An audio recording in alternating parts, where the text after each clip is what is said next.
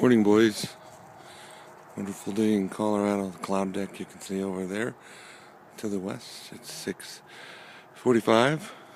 The trees are all bent everywhere here in Colorado.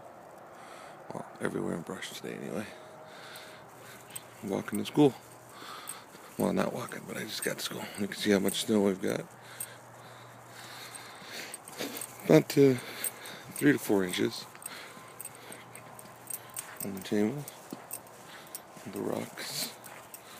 So a good night of snow last night. Here's the playground before the massive students maul it by this afternoon. Great, and I have lunch duty today, so I'll be out here freezing. But it's a beautiful white morning here in Colorado.